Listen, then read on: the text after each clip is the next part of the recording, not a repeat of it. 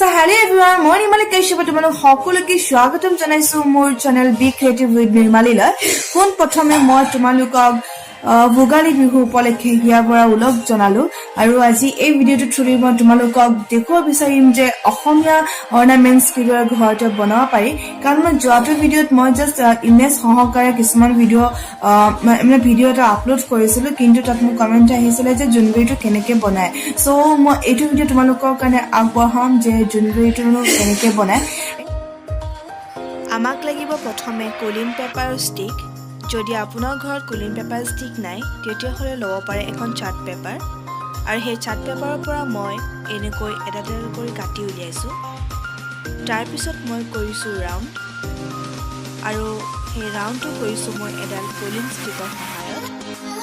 আৰু আপোনালোকে এই ষ্টিকডাল যিকোনো মাৰ্কেটত পাই যাব পাৰে। আৰু আমাক লাগিব ফেব্ৰিক গল্ডেন কালাৰ আৰু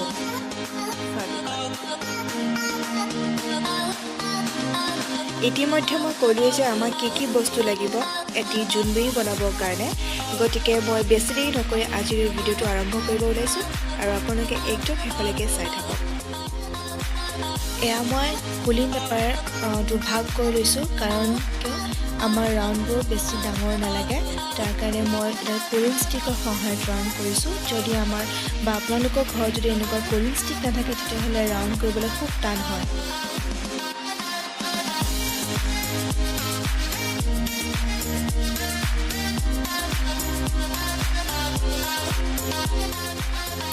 এতিয়া মই কাটি লোৱা সেই পেপাৰ ষ্টিক কেইডালৰ ওপৰত মই ফেব্ৰিকল লগাই পেলাই 3ডালমান জইন কৰিম, যাতে জোনবিৰি বনোৱা যিটো ফ্ৰেম সেই ফ্ৰেমটো যাতে মোটা হয় আৰু অতি সহজে ভাঙি নাযায়।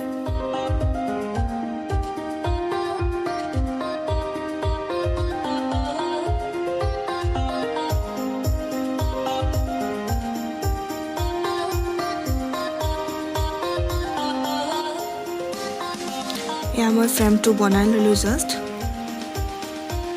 ফেব্ৰিকল দি। আৰু ফ্ৰেমটো বনাওঁতে কিন্তু খুব সাৱধান, কাৰণ যদি আমি ভালকৈ মিলাই নলওঁ তেতিয়াহ'লে চাইজটো একেবাৰে বেয়া হৈ যোৱাৰ চান্স থাকে।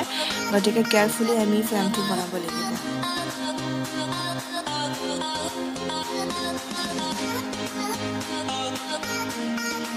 আৰু শুকাই নগ'লে আমি যি ক্লিপ ব্যৱহাৰ কৰি অকণমান সময়ৰ কাৰণে থৈ দিব পাৰোঁ, তেতিয়া আমাৰ অতি সহজে শুকাই যাব।